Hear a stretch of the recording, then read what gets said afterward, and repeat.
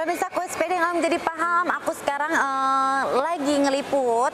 Kita ngeliputnya udah bukan ikan tentang ikan koi lagi, yang pastinya tetap ikan tentang ikan koi, karena ikan koi itu kita bahas nggak pernah ada habisnya. Sekarang Dominic itu ada di Jakarta Ornamental Fish Festival 2021 ya kan. Nah nanti kita akan wawancarain juga sekaligus sekjennya Apti ya. Oh ya udah, itu kameramennya sudah menjawab, jadi sudah pasti udah tahu dong ya. Kita akan sekaligus kita bincang-bincang. Sekarang kita lihat dulu yuk, banyak ikannya lucu-lucu, pokoknya semuanya segala merek ikan. Kok merek ya? Namanya segala ini jenis ikan harusnya ya para pemirsa Kuespedia ya kan. Pokoknya udah ikutin terus aja lah, suka ngaco emang.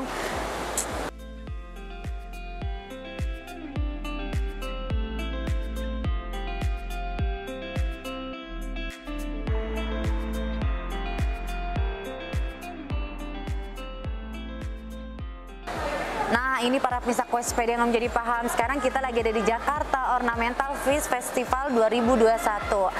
Nah di sini para pemirsa Kuespedia yang menjadi paham, bukan hanya ikan koi aja, tapi ada ikan mas koki. Permisi Mbak. Ini selain ikan koi ada ikan apa aja Mbak? Ikan kopi, terus sana ikan cupang ada. Oke. Jadi para pemirsa Kuespedia yang menjadi paham, di sini bukan hanya ikan koi aja, ada ikan cana, ikan mas koki, ada ikan cupang. Oke, kameramen silahkan Anda melihat nih.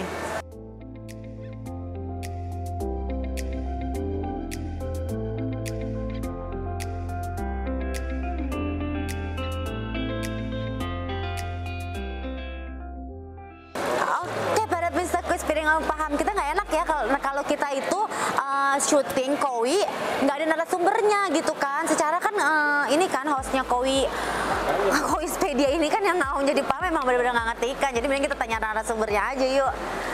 Hai Kevin, ini narasumbernya ganteng. Coba buka Kevin sedikit bilang hai gitu Kuespedia gitu. Yeah. Kevin, kan kamu kan katanya jago banget nih ya tentang ikan ya. Enggak lah, enggak. Tahu lah, maksudnya lebih banyak tahu dibanding aku. Kalau ini jenis ikan apa? Ini macam-macam kalau yang di sini. Ada rancu, oranda, ryukin ada. Apa? Rancu yang ini rancu. Rancu yang ini. Ya, rancu. Rancu itu ikan apa sih? Koki juga. Oh, ikan mas koki ini khusus ini ikan mas koki tapi dengan jenis rancu. Terus apa lagi? Ada oranda. Oranda. Ada ryukin. Apa? Ryukin.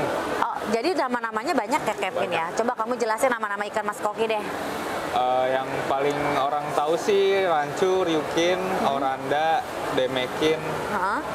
Ada yang lain banyak, butterfly, ada gitu-gitu. Kamu kan sebagai ini ya, ini kan yang acaranya ini kan ini ya, kamu udah sering banget bikin acara begini, apa kamu kan ya? Ya pameran sih. Pameran gini kan ya. Ini kamu tahu nggak ikan-ikan ini semua tuh apa? Misalnya kalau sakit gimana, terus kalau obatnya gimana? Kalau ini ikan apa sih, penasaran nih? Ini koi. Hah? Koi kecil. Oh ini ikan koi kecil ya? Oh lucu banget, boleh nyerok nggak Pin? Boleh. Boleh Mbak. Oke. Pada bisa Kuespedia menjadi paham, sini kameramen, kita nyerok ikan koi kecil ya. Ini kira-kira umur berapa ya? Ini bulanan sih nggak? Bulanan ya? Di zoom dong kameramen. Oke, ini bulanan ini. Oh, ini juga ada gamesnya ya satu. Gimana? Oh, ada yang ketinggalan ya Mbak. Gimana tuh Mbak? Oke. Oh, jadi kalau ikan koi bulanan tuh umurnya baru segini? Iya. Segini besarnya? Paling sebulan itu. Kevin, ajak kita jalan-jalan dong, lihat ikan-ikan lain. Boleh. Oke. Kalau ini ikan apa nih Kevin? Ini diskus. Diskus tuh apa maksudnya? Jenisnya diskus. Jenisnya diskus? Iya nih, diskus. Oh, diskus 70K itu harganya? Iya, harganya. Aduh, bingung. Aku pikir tuh diskus itu apa gitu ya para pemirsa ya. Ternyata diskus itu jenisnya. Iya. Nah, kalau ikan, oh ini cuma pajangan ya Kevin iya, ya? pajangan apa? Pajangan, oke. Kevin, kalau yang ini jenis ikan apa? Itu lohan. Oh, lohan. Iya. Bagusan apa sih? Ikan mas koki atau lohan? Beda, kalau lohan beda jenis lagi. Beda jenis lagi, tapi harganya mahalan Vin? Ini lumayan juga tuh. Ini lumayan? Iya. Sama ikan mas koki mahalan mana? Ya, koki ada juga yang mahal, ada yang murah. Sama sih semuanya gitu. Oh gitu ya, para pemirsa Kuespedia begitulah kata Kevin. Pokoknya Kevin mau ngajak kita jalan, ikutin kita terus pokoknya.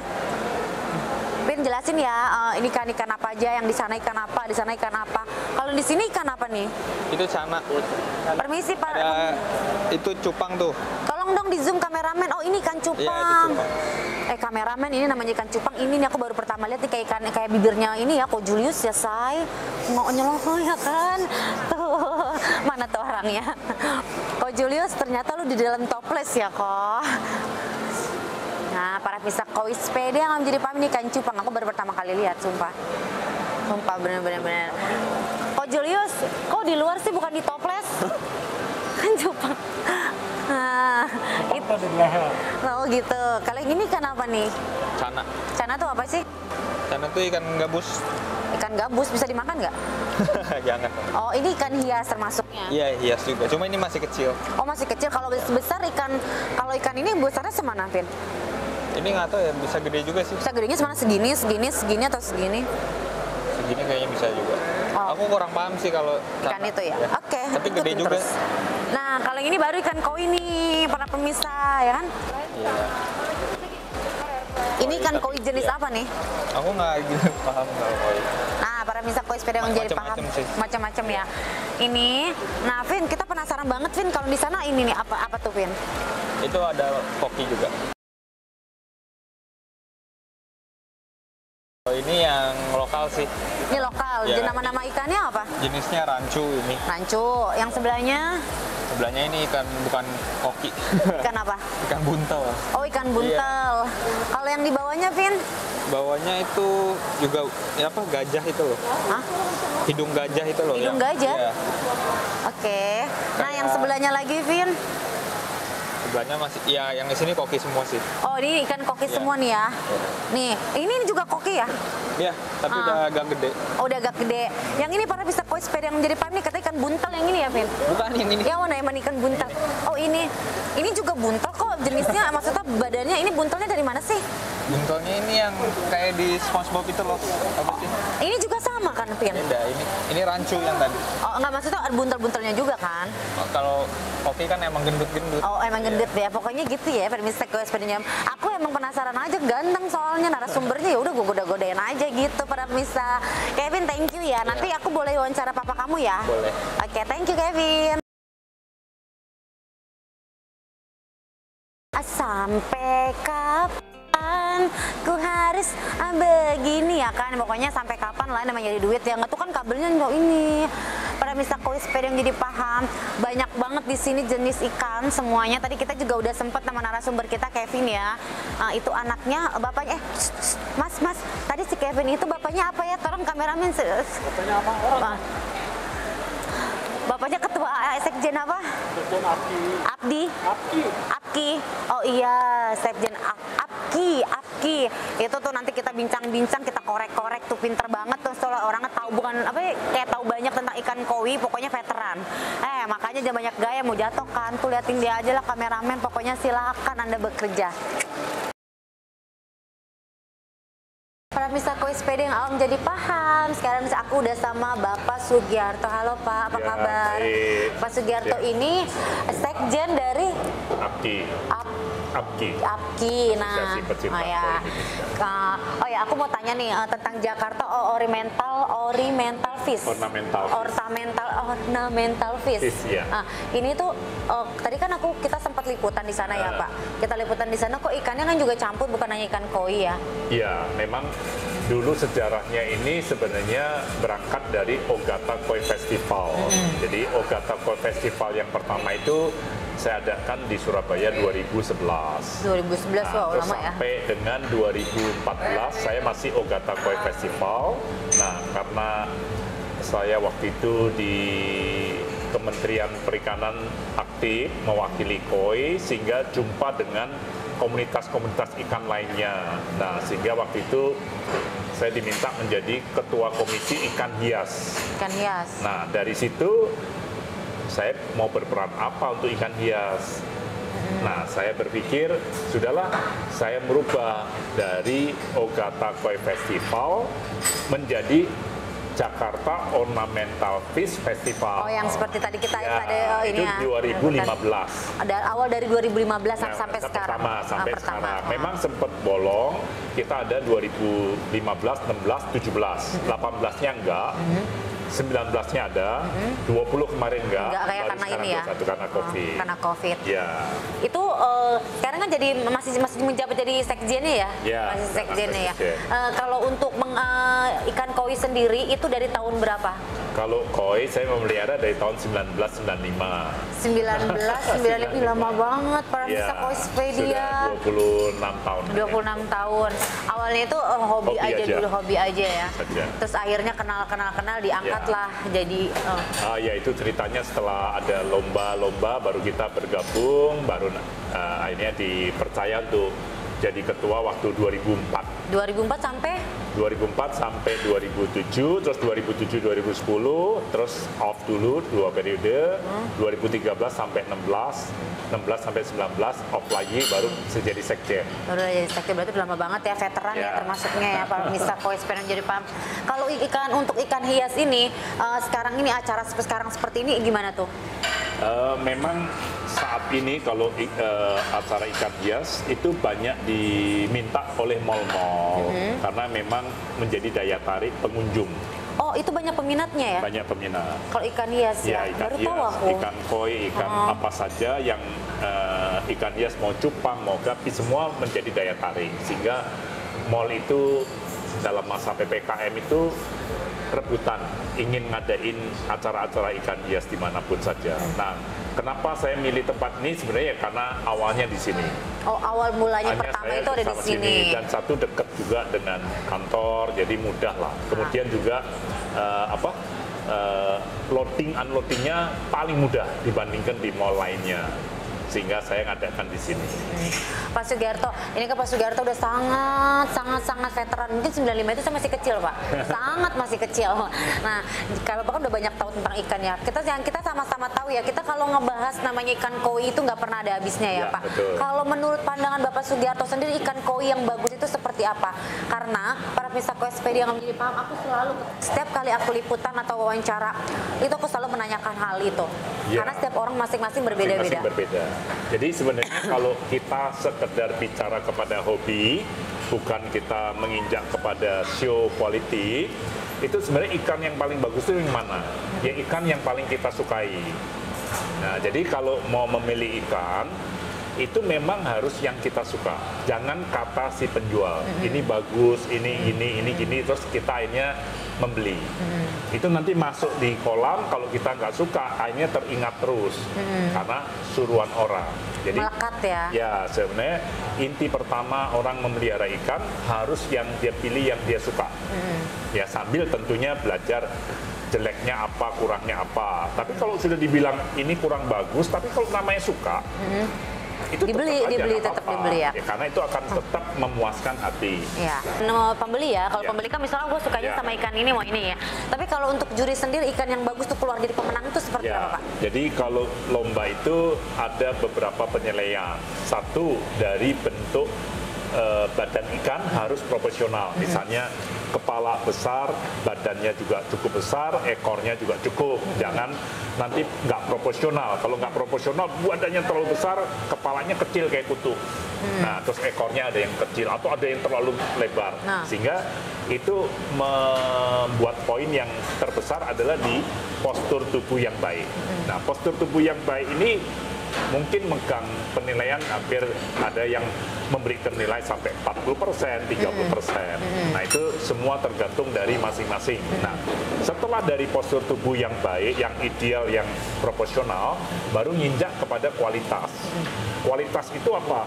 Kualitas kalau dia satu warna, ya dia harus mulus satu warna, jangan belang blonteng. Oke. Misalnya, kalau dia dua warna hitam, merah putih, ya putihnya harus benar-benar putih yang putih sekali, bukan Yang jernih ya, ya, jernih. jangan kuning, putihnya kekuningan. Nah, merahnya harus solid, tidak boleh pecah, tidak boleh apa? Ya betul-betul rapi antara kayak kena cat sama putih. Nah, itu benar-benar batasannya juga rapi. Itu yang secara kualitas. Nah, baru yang ketiga itu kalau memang dia 3 warna ya itu semua dilihat.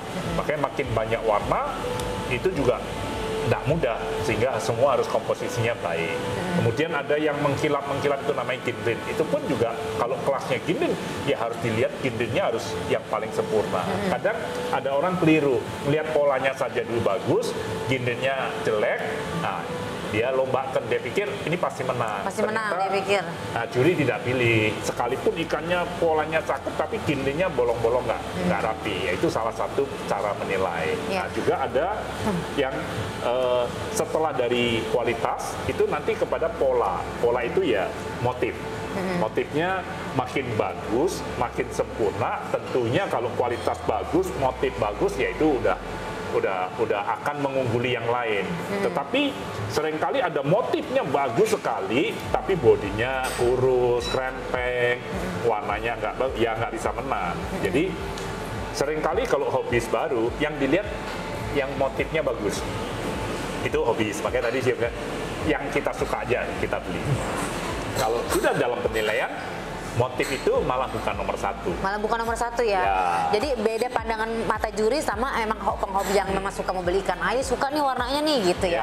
Kalau juri kan pasti kan dengan oh ini motifnya kurang bagus, ini pasti dengan tentunya banyak ininya ya Pak ya. Banyak faktor lainnya. Faktornya lainnya ya. Tapi aku baru ya pemirsa Koespedi yang menjadi paham ini baru dengar ternyata kalau kepalanya juga terlalu kecil, bodinya terlalu ini baru dengar nih kali ini nih. Itu termasuk kan nggak bagus ya.